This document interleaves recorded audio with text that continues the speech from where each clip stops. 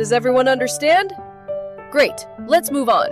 A quiet classroom is not always an engaged classroom. Students can appear compliant while doing very little thinking. They may be sitting silently, copying notes, or waiting for someone else to answer. But that does not necessarily mean they are processing the content.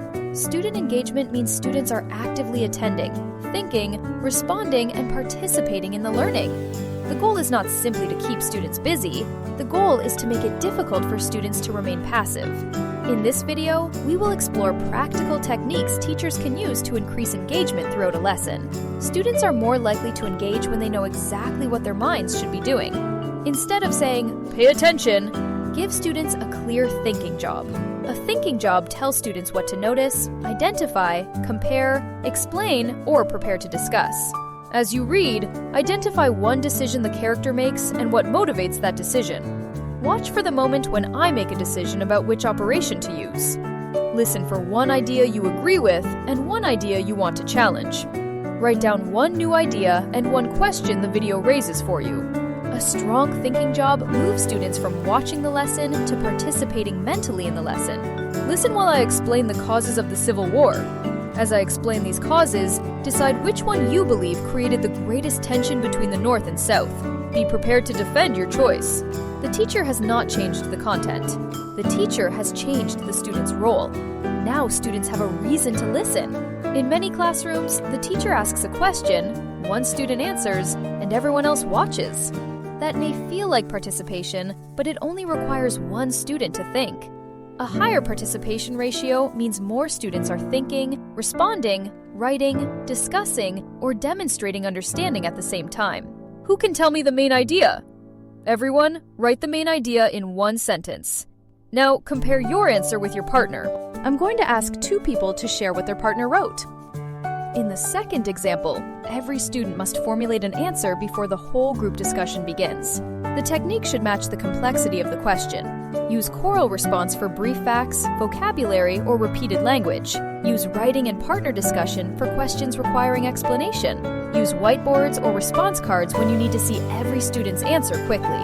One of the simplest ways to improve participation is to stop answering your own questions. Teachers often ask a question, wait 1 second, and then call on the first hand, or provide the answer themselves. Students quickly learn that they do not need to think because someone else will respond. After asking a question, pause. Give students enough time to process and prepare. Take 10 seconds to think. Write one idea before anyone shares. I'm going to give everyone time to prepare because I may call on anyone. Think time communicates that the question deserves thought and that every student is responsible for preparing an answer. Why did the character leave home? Why did the character leave home? Do not raise your hand yet. Write one sentence using evidence from the text. Share your answer with your partner. Jordan, what did your partner say? The teacher reduced speed, increased accountability, and created multiple opportunities for students to rehearse their thinking. Saying "talk to your partner" does not automatically create meaningful engagement. Without structure, one student may do all the talking, partners may go off topic, or students may simply wait for the teacher to continue. Effective partner talk includes 4 elements. Which strategy was most efficient and why? Write your answer before you speak. Partner A will share first. Partner B will add evidence or ask a question. Be prepared to share your partner's reasoning. Take 20 seconds to decide which piece of evidence best supports the author's claim. Partner A, share your selection and explain why. Partner B, either add another reason or respectfully challenge the evidence. You have 1 minute. When we return, I'll ask several people to share their partner's thinking. Structured talk ensures that students are not simply speaking, they are processing academic content. Student attention decreases when they are expected to listen for long periods without doing anything with the information. Instead of teaching for 15 minutes and checking for understanding at the end, use short learning cycles. Teach a small amount, ask students to process it, check their understanding, respond to what you learn, continue. I'm going to model the first step. Now explain that step to your partner. Show me on your fingers how confident you feel. 1 means you need support. 5 means you could teach it. I see several 2s and 3s. Let's model one more example before you try independently. Engagement improves when students regularly have to do something with what they are learning. Questions influence the level of thinking in the classroom. Questions that only require recall may produce quick participation, but they do not always produce deep engagement. Compare these questions. What did the character do? And why do you think the character made that decision?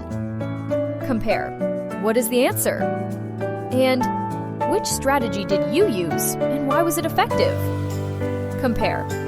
What is the definition? And which example best represents the concept, and what makes it a strong example?